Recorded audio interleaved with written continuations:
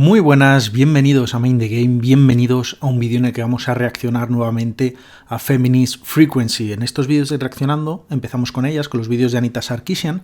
Esta vez iba a dar un salto porque tienen también unos vídeos hablando sobre temas LGTBI en videojuegos y me parecía interesante porque lo mismo es un tema del que entiendo menos. Además me gusta que un canal feminista también aborde otros colectivos y que no estén enfrentados como pasa a veces. Pero cuando me he puesto a mirarlo resulta que el primer vídeo de esa serie, que son solo 3 vídeos, trata sobre un malo de un juego de The Legend of Zelda que todavía no he jugado y no me quería spoilear con el vídeo, así que he cambiado al siguiente de los que tienen de la lista de feminismo en videojuegos. En este caso se llama Miss Character. Yo a lo mejor esto lo retitulo y lo llamo un poco el caso de Miss Pac-man o el tropo de Miss Pac-man o algo así. Y bueno, pues vamos a ver un poco de qué trata e iré comentando un poquito.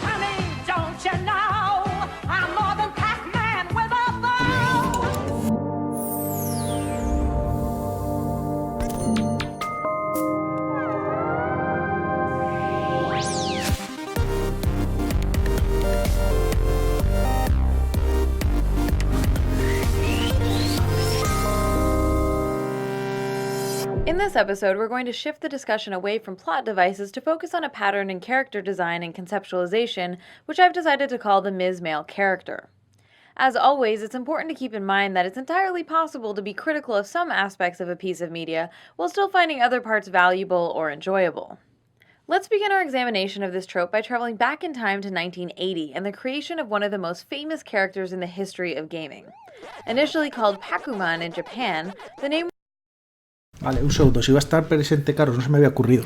Pues ya tenemos aquí a Pac-Man para que escuche lo que tiene que decir de él. Was later changed to Pac-Man when the game hit arcades in the United States. Incidentally, Toru Iwatani, the creator of Pac-Man, has stated in numerous interviews that the game was designed to appeal to women because, and I'm not kidding about this, he said, "When you think about things women like, you think about fashion, or fortune-telling, or food, or dating boyfriends. So I decided to theme the game around eating. After eating dinner, women like to have dessert." Luckily, Iwatani's regressive personal or cultural notions about women are not reflected in the finished game itself. Pac-Man went on to become an international sensation and remains one of the most recognizable pop culture icons today. But probably not because women are genetically predisposed to like eating desserts more than humans of other genders. Hi, I'm... Varios apuntes. Dice que no se nota en el producto final y eso no es del todo cierto. La elección de estos personajes, veníamos de un mundo donde todo eran naves espaciales de 8 píxeles, tipo pues el Space Invaders, Pongs, cosas de este estilo. Había alguno así de disparos tipo Berserk o alguna cosa así, pero poquita cosa. Y sin embargo como veis, cada fantasma tiene un color, Comecocos en sí es muy mono, entonces hay un poco de ese estilo mono de diseño japonés que está hecho así este juego para gustar más a las mujeres. Las declaraciones de este hombre pues hay que tener en cuenta que son del año, bueno, las ha ido repitiendo, pero que él dice lo que pensaba en el año 80 cuando se puso a diseñar el juego. Y claro, en el año 80 prácticamente todo el mundo era machista, pero es que Japón además es una sociedad que sigue siendo bastante machista, con roles de género muy definidos, donde por ejemplo el Día Internacional de la Mujer a lo mejor salen menos de 300 mujeres a manifestarse. Entonces hay que tener un poco de cuidado con este tipo. Y esa reseñita que ha dado al final de no creo que genéticamente estén predispuestas, creo que él tampoco habla de genéticamente, sino que por el rol que tiene marcado la sociedad japonesa, él las ve así, ¿no? Tampoco es que esté de acuerdo en esa lectura de mercado de si esto gusta a las mujeres vamos a hacer una cosa marcada para mujeres, porque eso lo que hace es perpetuar estereotipos. Pero bueno, este tipo de cosas siempre cuando empezamos, claro, hay que empezar toda la historia, es importante ver cuando se han creado las bases, los cimientos de la industria del videojuego, en qué momento estábamos en la sociedad. Entonces hay que dar estos casos, aunque sean muy antiguos, pero también ciertas declaraciones o ciertas cosas hay que verlas también con la perspectiva del tiempo. Lily Tomlin. I'm a Pac-Man freak. It's all right. I can talk about it now. Of course, there was a time when I couldn't. The next year, a group of MIT students created a mod for the original Pac-Man arcade cabinets called Crazy Otto, which featured 4 new mazes and a new male hero with little legs. The idea was to sell this enhancement kit to arcade owners so they could breathe new life into older Pac-Man machines. But because of a separate lawsuit settlement with Atari, they decided to try and sell Crazy Otto directly to Midway, the US manufacturer of Pac-Man cabinets. As luck would have it, Midway was anxious for a follow-up to Pac-Man and worked to transform the mod into an official sequel. In an effort to continue appealing to female gamers, Crazy Otto was briefly changed to Pac-Woman, then to Miss Pac-man, before finally becoming Ms. Pac-man. An 11th hour move designed to avoid potential backlash for the third cutscene, which features a child born out of wedlock. Esta parte que ha cortado de Crazy Otto y todo esto está muy bien contada en historia de videojuegos, resumida, es una historia más alta. Ha mencionado a Atari porque eran los que tenían los derechos de la versión doméstica de Pac-Man, y hay una cosa todavía más allá que no creo que la cuente, pero que a mí me parece muy curiosa y me quiero parar un segundito, y es que este Miss Pac-man se desarrolló en Estados Unidos, se fabricaron y se vendieron, como estoy diciendo de memoria, creo que 4 millones de recreativas de Miss Pac-man, siendo hasta ese momento la recreativa más exitosa en Estados Unidos, y lo hicieron completamente a espaldas de Japón, de los dueños originales de la licencia, y tuvieron que ir a juicio a decirles, oye, que aunque hayáis hecho vosotros el Miss Pac-man, esto sigue siendo con el Pac-Man que sale justo en esta escenita que lo tenemos parado, sale Pac-Man al lado de Miss Pac-man, el concepto de juego es nuestro y tal, nos tendréis que dar algún royalty, alguna cosa de esto que habéis creado, ¿no? The game hit arcades in the United States in 1982 and was an immediate smash hit, becoming the most successful American-made, coin-operated arcade cabinet ever produced. Like her predecessor, Ms. Pac-man quickly achieved widespread cultural prominence, and it wasn't long before she was turned into a special marshmallow and added to Pac-Man's cereal. Pac-Man cereal's got a new surprise. When you look inside, it's shocking. Shocking pink, it's new Miss Pac-man marshmallow. She's got a shocking pink, oh, oh. Ms. Pac-man was not only one of the first playable female characters, but she also holds the distinction of being the original Ms. male character in video games. I describe the Ms. male character trope as a female version of an already established or default male character. Ms. male characters are defined primarily by their relationship to their male counterparts, via their visual properties, their narrative connection, or occasionally through promotional materials. This trope is of course part of a long tradition in visual storytelling. The process of creating Ms. male characters out of pre-existing male heroes has been especially popular in animation and comic books over the past century. When the female spin-off is an exact duplicate, she is sometimes referred to as a distaff counterpart. Even though the Ms. male character did not originate with video games, developers have made generous and frequent use of the trope over the years, especially in games marketed towards young people and general audiences. It's Mr. Arcade. And Miss Arcade. Miss Arcade. Wow. Don't die, Miss Pac-man. Into the tunnel. That couple's in love. Yeah, with Miss Pac-man. Let's explore this trope in a little more depth by asking.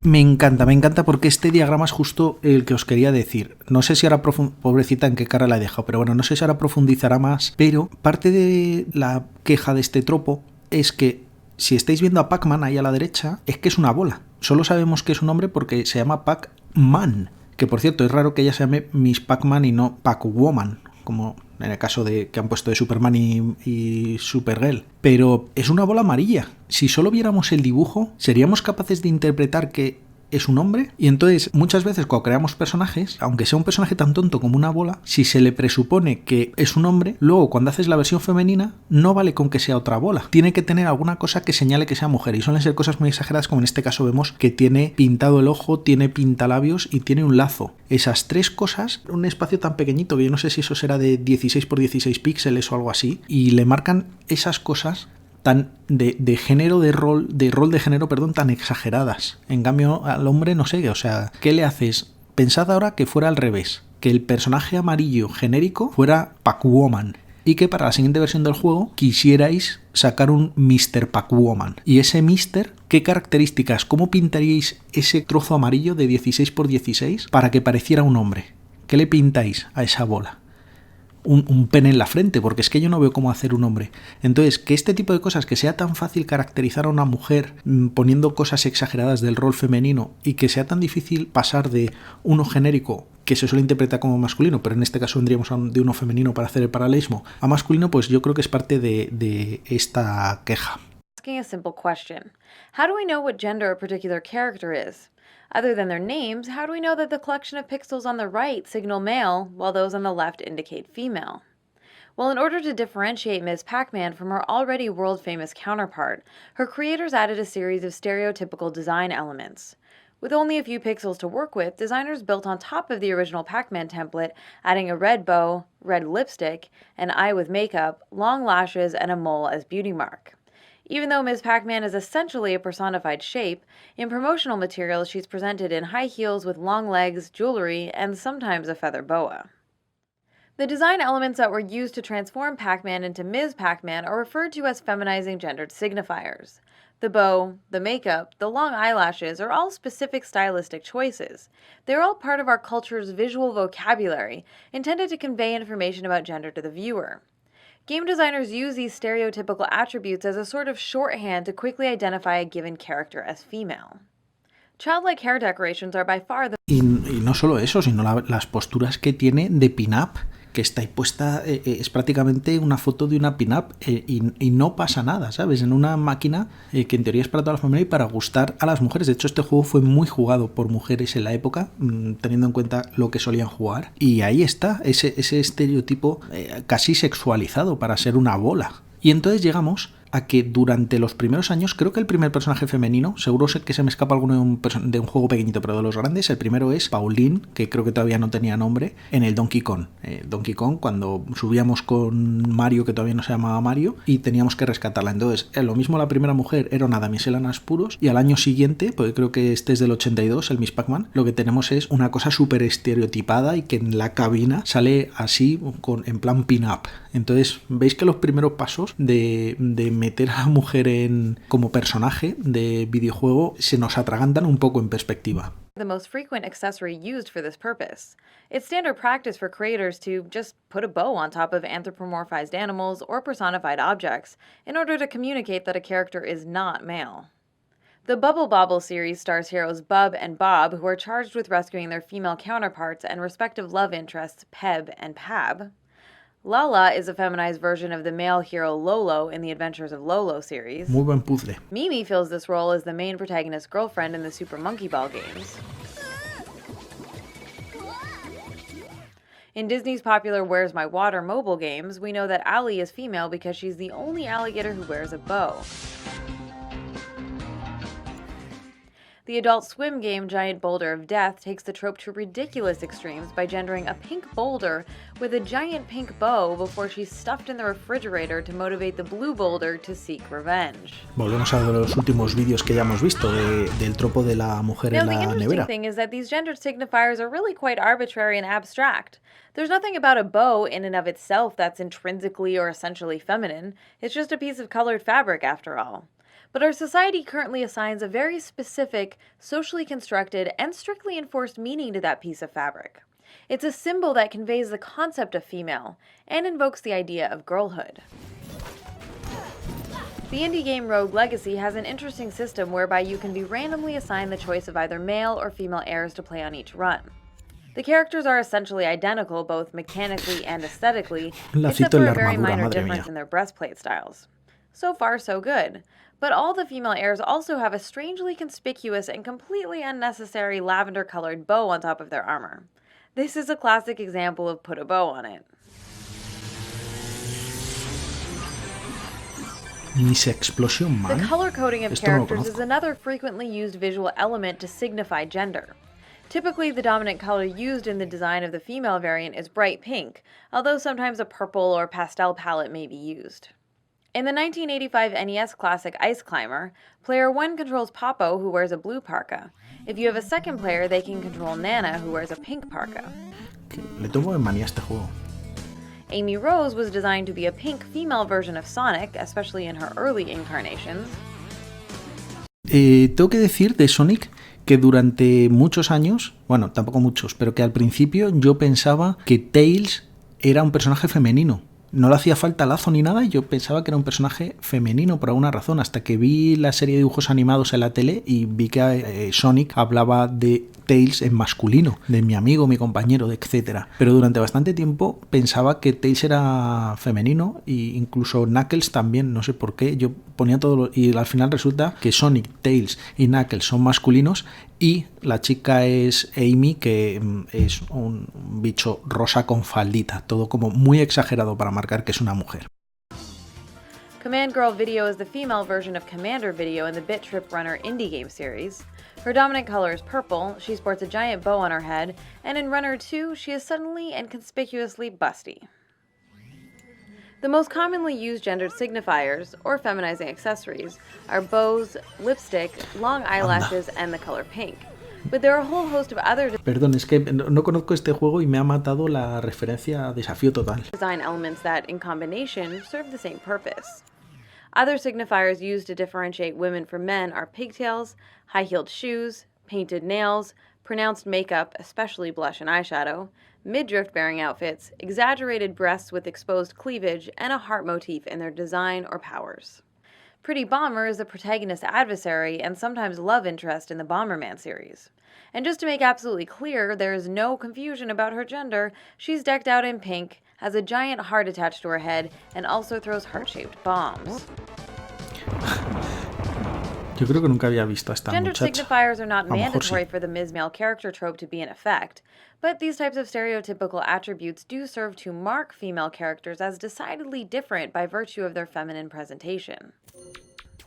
Now, just to be clear, También lo que estamos viendo por esa comparación de imágenes es que esto se usa mucho más en los casos de tipo dibujo animado, que cuando vas al mundo realista lo mismo te ponen más mujeres muy sexualizadas, pero no ponen estos estereotipos tan de base. Y no sé muy bien por dónde deberíamos ir, sin intentar marcar a los personajes tal cual son, sin tener que dar tanta importancia a que se vea de primer vistazo, ¿sabes? Es como lo de los niños. Los bebés, ¿sabes? Los niños les ponemos el body azul y a las niñas se lo ponemos rosa. Y así cuando lo sacas de paseo, todos los abuelos por el camino saben si es un bebé o una bebé. Pueden decir, ¡ay, qué niño más guapo! ¡Ay, qué niña más guapa! Pues es que lo mismo no es tan importante marcar el género, el sexo de las personas desde el nacimiento. No tiene importancia el género en este caso. No sé por qué nos empeñamos tanto en marcarlo para que todo el mundo a primer vistazo pueda ver si es de un género o de otro. Y creo que aquí pasa un poco lo mismo. Es que lo mismo si un personaje es femenino o masculino o es de una especie que no tiene género, pues no pasa nada, no hace falta marcarlo tan a fuego para que a primer vistazo puedas ver, es un lazo, es una chica, ya está. Lo mismo no es necesario. Y no sé si esa parte es la mejor, la de quitar o la de añadir algún estereotipo también a los chicos para que puedan tener, es que creo que no ganamos nada haciendo eso. Pero es verdad que si quisiera poner de un personaje genérico pasarlo a masculino, no sabría bien qué estereotipo usar. there's no inherent problem with the color pink, makeup, bows, or high heels as design elements on their own. And of course, people of all genders may choose to wear any of them from time to time in the real world, and there's nothing necessarily wrong with that either. However, when designers choose to use the Ms. Male character trope and its associated visual stereotypes to specifically distinguish female characters from the rest of the cast in a fictional context, it has a few negative consequences. One repercussion of constantly relying on feminizing signifiers for character design is that it tends to reinforce a strict binary form of gender expression. The gender binary is an entirely artificial and socially constructed division of male and female into two distinctly separate and opposing classes of human being. The gender binary also erases the continuum of gender presentations and identities that fall outside of the rigid masculine-feminine false dichotomy. And within that strict binary, women are marked, while men get to remain largely unmarked.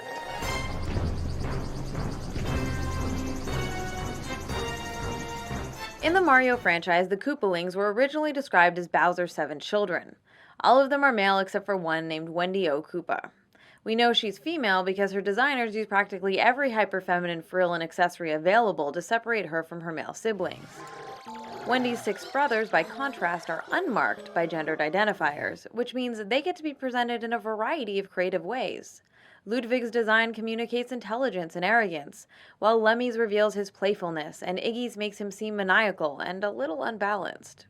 Sadly, Wendy's identity is limited by the fact that she's covered in superficial gendered signifiers. One look at her and you know she's female, but not much else. As with many Ms. Male characters, her defining characteristic is her gender. Esto tiene nombre y habitualmente se ha llamado... ¿cómo se llama esto? Bueno, el nombre sí no sé si es el efecto o el tropo, lo que sea, pero de la pitufina. Y es que pues tienes al pitufo, es que no me acuerdo bien de los nombres de los pitufos, pero bueno, al tonto, al gruñón, al no sé qué, tienes al pitufo sabio, etcétera, ¿no? Cada uno tiene una característica de cómo es su personalidad. Y luego tienes a Pitufina, que su característica es ser mujer. Y eso pasa mucho aquí también, ¿sabes? Y pasa mucho en los sitios donde tienes varios personajes que son de distinto tipo. El friki inteligente que te manipula las máquinas y te hackea todo. El brutote que te abre las puertas a puñetazos. El que tiene miedo y se esconde por no sé dónde. Y la mujer, como si ser mujer ya fuera suficiente porque va con ella asociada toda una serie de cosas que ya te construyen el personaje. Se basa ese personaje solo en ser mujer. Eso quita, por un lado, nos da personajes femeninos súper estereotipados. Por otra parte, nos da un balance de muchos personajes masculinos y pocos femeninos, porque solo usas uno para ser mujer y ya has cumplido, el resto los inventas todo de tipo hombre. Y el tercero es que pierdes oportunidades de tener personajes que sean mujeres interesantes, que sea la friki que hackea los ordenadores, que sea la que derriba puertas, que sea la que hace magia. Te quita un poco de chicha porque su mayor característica es simplemente ser mujer. Wendy also suffers from a parallel condition I like to call personality female syndrome, wherein female characters are reduced to a one-dimensional personality type consisting of nothing more than a collection of shallow stereotypes about women.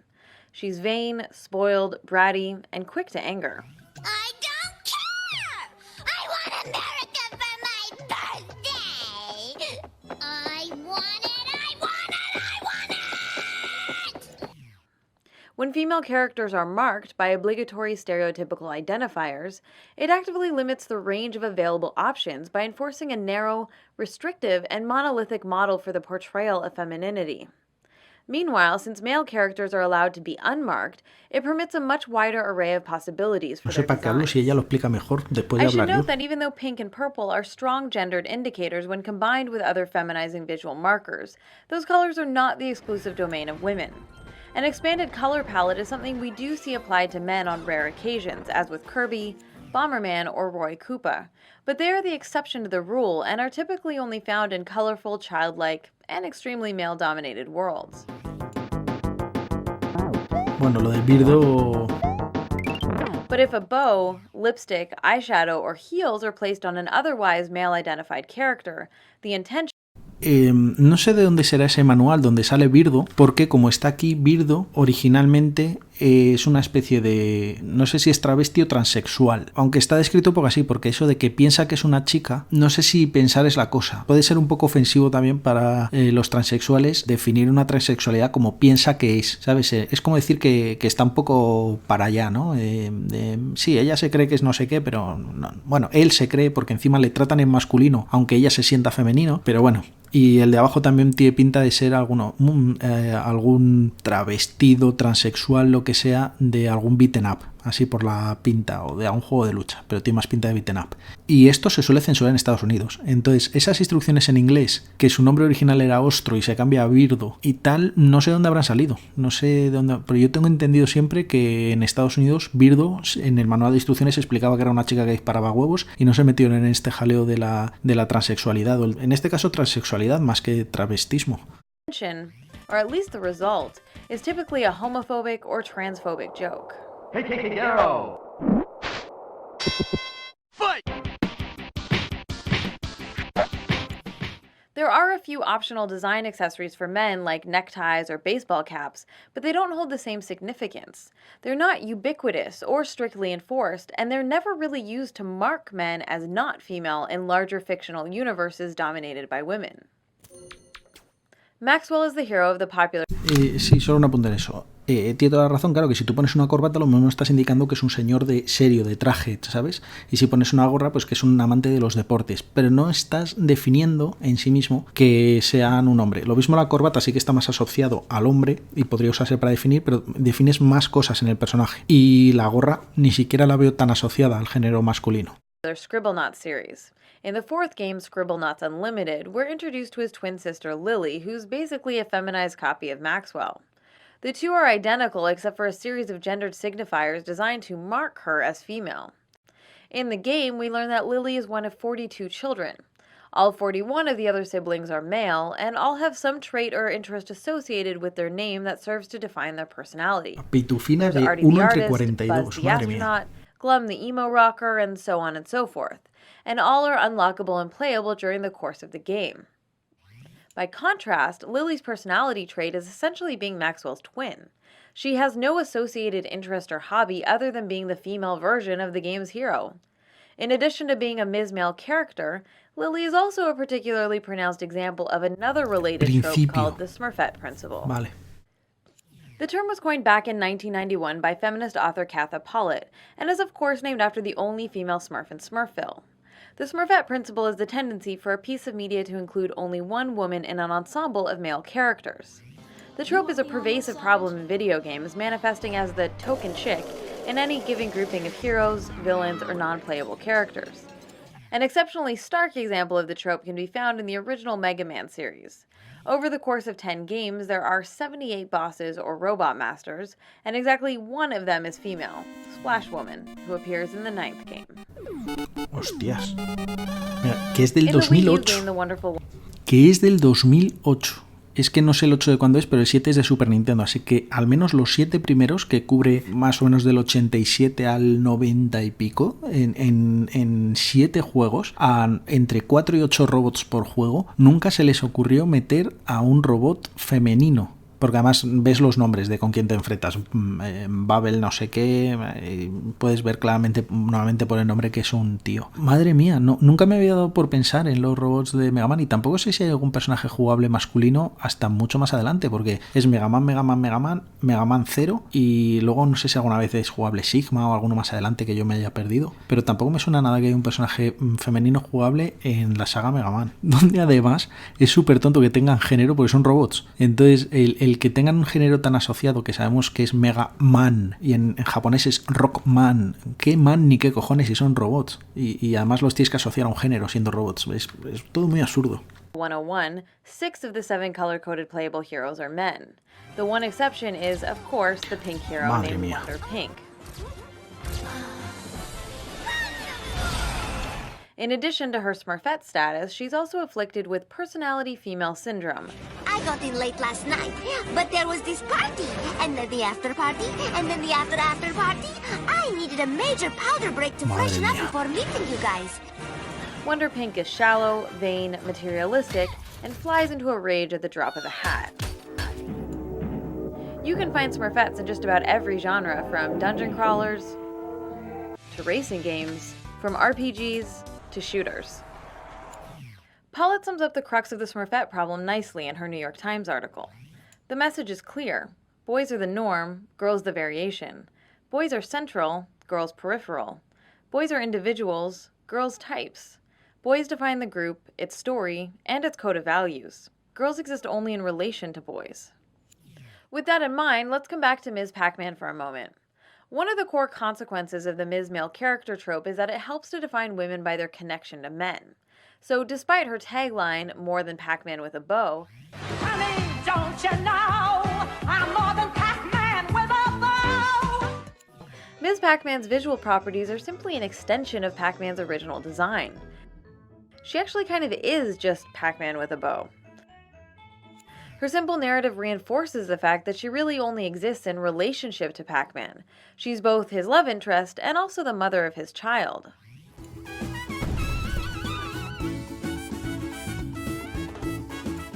Dixie Kong is the female variant and love interest of Diddy Kong. Note the ponytail and hair ringlets, pink shirt, pink hat, earrings, and eyelashes, all to distinguish her from her predecessor.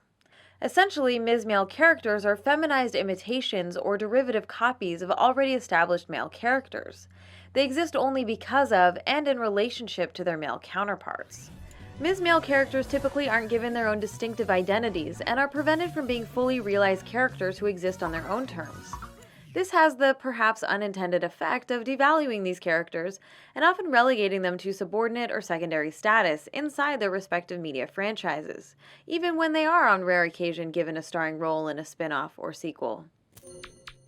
One very old and notable... Esto también es interesante, porque lo que nos está diciendo es que además de tener esta cosa de en una plantilla muy grande poner solo a una mujer y que esté como marcada con estereotipos, no solo es eso, sino que por esa forma de construirlo, que la mujer es como una versión alternativa de un personaje nuevamente principal o protagonista, si eso es jugable, normalmente la mujer no es la opción por defecto. Yo qué sé, hace poco he estado jugando al Golden Axe. Tienes el guerrero, ese es el que te sale por defecto. Si tú das todo para adelante, vas a jugar con el guerrero. Y ya como alternativa, tienes una cosa tipo barbariana y tienes un enano con un hacha. Y así como en todo, en Gauntlet también la opción por defecto no es la muchacha, que ha salido de Gauntlet y lo he jugado también en el arcade en una exposición hace poco. Y si le vamos dando vueltas, así pasa con todo. En el Street for Rage creo que Axel es la opción por defecto, o el principal, el que sale en portada, ¿no? Al menos. Lo mismo empiezas por la izquierda y el de por defecto es Adam, pero en cualquier caso Axel es como el protagonista, el más equilibrado, el que más merece, el que te cogería si no sabes jugar, ¿no? Y eso pasa en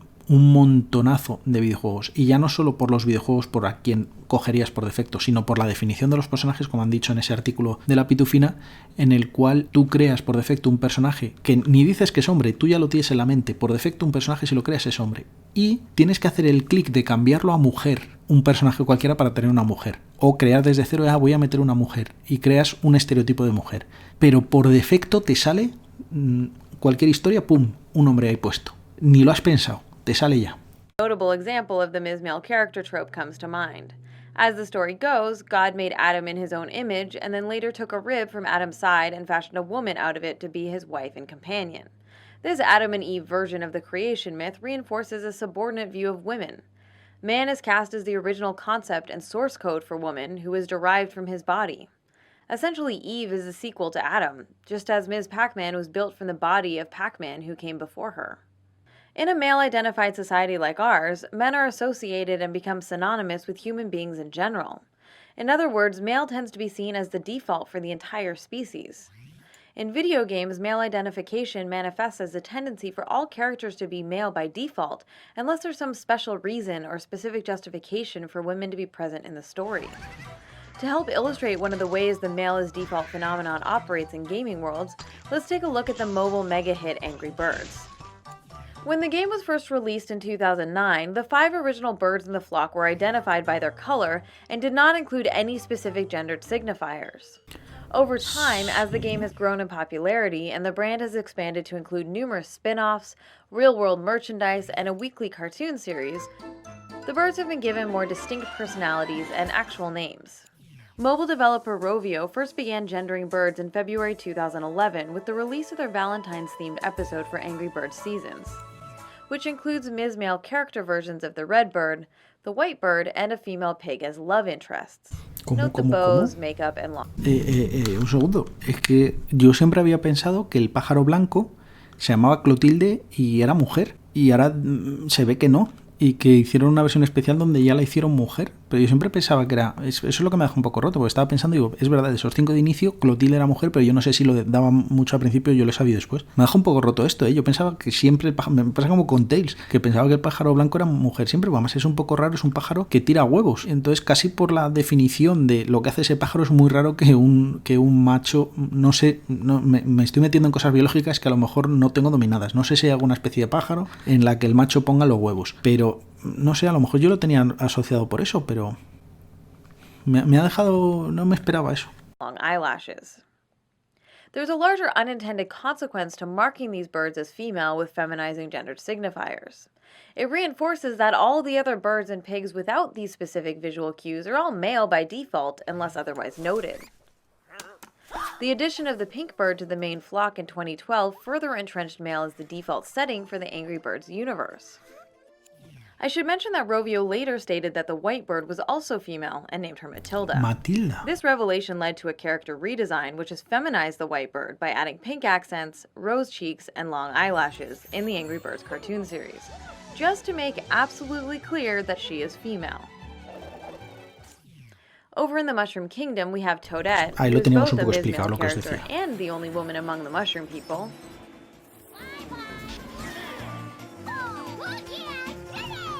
Her introduction to the Mario spin-off games emphasizes the fact that all the other Toads in the entire species are male. Both the Smurfette principle and the Ms. male character tropes create scenarios that reinforce a false dichotomy, wherein male is associated with the norm, while female is associated with a deviation from the norm. Everything we've discussed in this episode thus far has been related to visual design or narrative connection, but there's another way that the Ms. male character trope can manifest itself, and that is through marketing and promotional materials. A great illustration of this trend can be found in BioWare's highly regarded Mass Effect series. The games offer players a choice between a male or female version of the protagonist, Commander Shepard, each with a range of cosmetic, customizable options. The female option is well designed, and her overall narrative is nearly indistinguishable from her male counterparts, aside from some of the romance options. However, if we take a step back from the game experience itself and look at the marketing campaigns for the trilogy, we see that the female variant of Shepard is practically non-existent. In mainstream advertising of the franchise, the male commander is used almost exclusively. His image is front and center on the box covers for all releases, including the special editions. He's the one featured in the TV commercials, teasers, trailers, web banners, street posters, and print ads, and his face appears on most of the magazine covers. All of this positions the male Commander Shepard as the default protagonist of the series. One man, one very specific man, might be all that stands between humanity and the greatest threat of our brief existence. That is how Es que no me acuerdo con qué juego ha sido.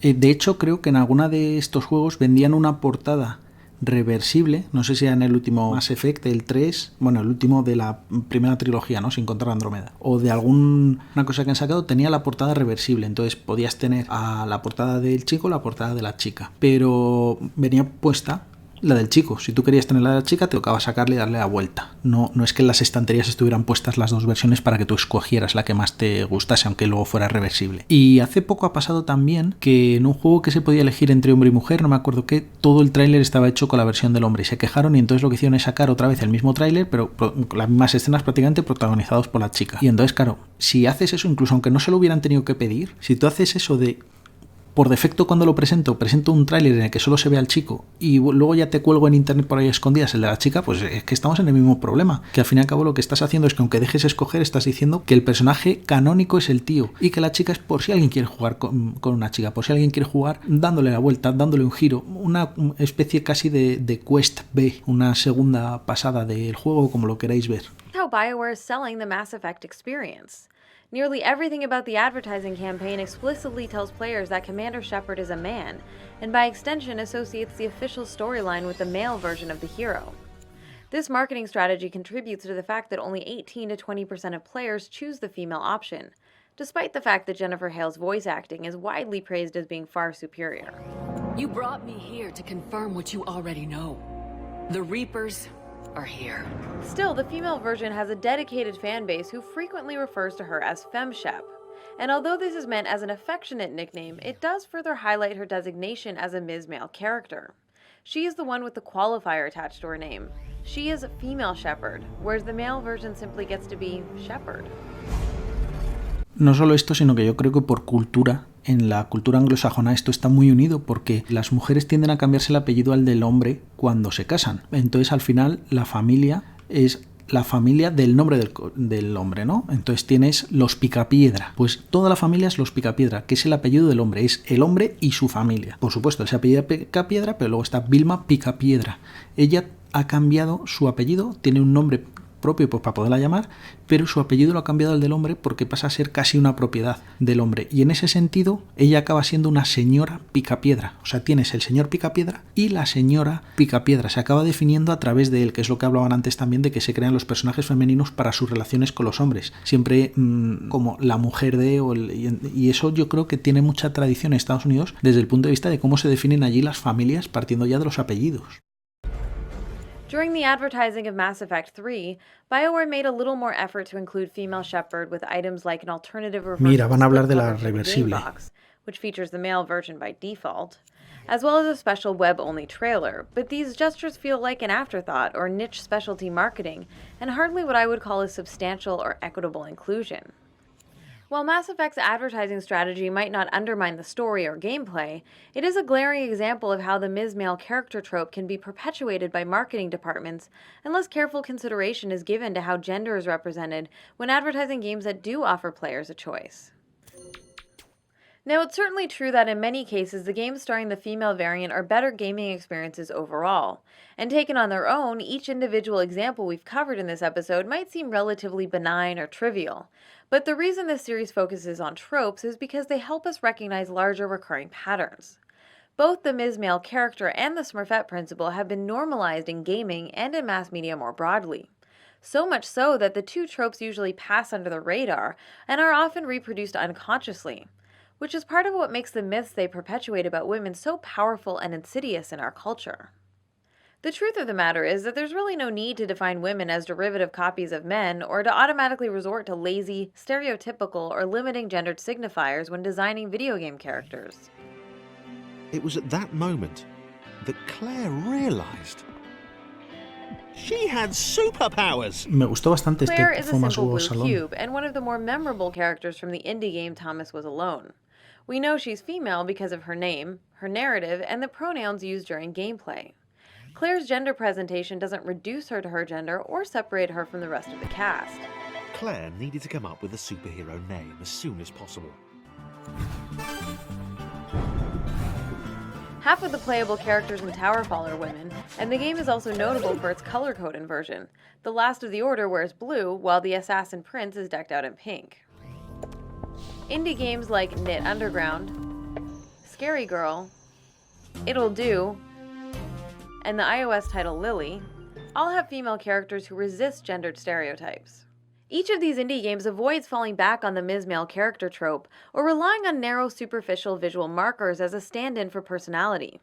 The visual aesthetics of these female characters displays a range of gender expression and presentation using a variety of hairstyles, color choices, and accessories. Developers can also choose to give players the opportunity to get to know the personalities, interests, and struggles of their characters. Even with minimal narrative or limited graphics, it is entirely possible to make games that feature dynamic women who exist on their own terms. Remember, it all starts with a harmless quarter, but it can turn to tragedy just like that.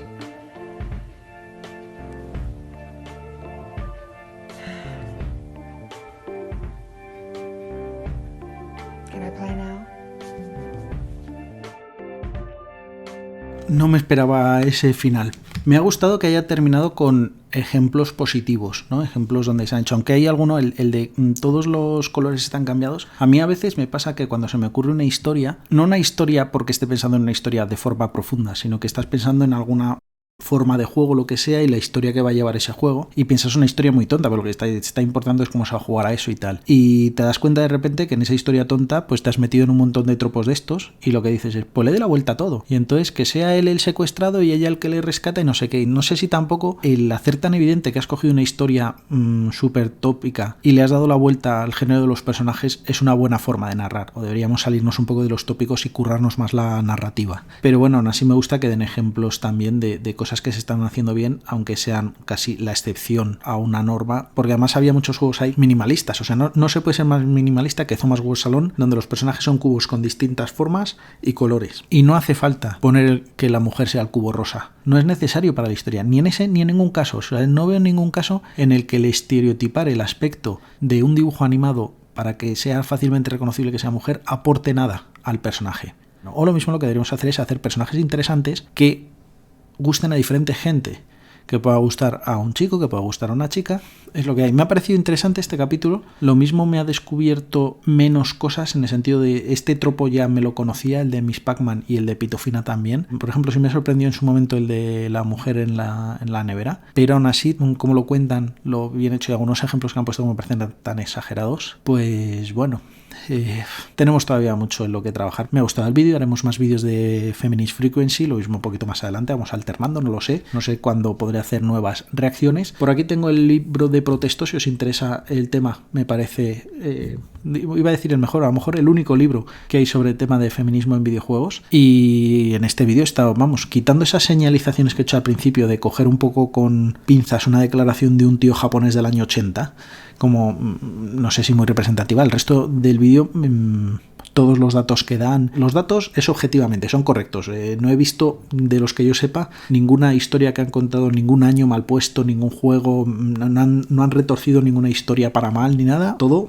objetivamente correcto. El discurso que iban dando con esos ejemplos, es que me parece muy difícil estar en contra de algo que diga este vídeo, es que, joder, lo veo tan de cajón. Una pequeña señal, los otros 3 vídeos que hice, que los tenéis por aquí, de damiselas en apuros, que lo partió en 3 vídeos, me saltó hace poco el copyright de los 3, los han debido meter en el sistema, entonces la publicidad de ahora va para ellos, en este me pasará también, irá para ellos, no me importa, no sé si dentro de las normas de YouTube yo tendría derecho a reclamar por ser una obra derivada, ¿no? Por ser que yo estoy dando mi opinión, una reacción a esos vídeos, un fair use, pero me da igual, no lo voy ni a intentar reclamar, porque me parece bastante justo que yo le estoy intentando dar visibilidad a esta gente, pues que mi poco apoyo, porque de mis visitas les van a ir centimillos, pero que vaya para ellos. A mí en este caso me da un poco igual, Bueno, el dinero, ya me lo yo, me da un poco igual. Me da un poco de rabia que si yo me curro un vídeo de media hora, por sacar 15 segundos de algo para hablar de ello, se quiera llevar todo el dinero ese algo. Me da un poco de rabia, no por lo que pierdo, sino desde el punto de vista de pensar que eso está pasando, que no me parece justo. No porque me den igual los 4 céntimos que me va a dar ese vídeo. Pero en este caso, que el vídeo lo dedico casi entero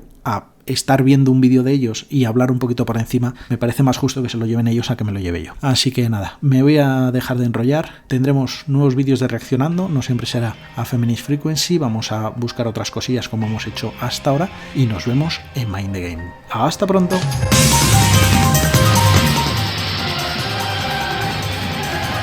¡Hola! ¡Hola! Oh, se va moviendo lo demás. Ah, porque van pasando los ciclos de día y noche. Entonces ahora ella, que era el ciervo, es la mujer y ahora él es el lobo.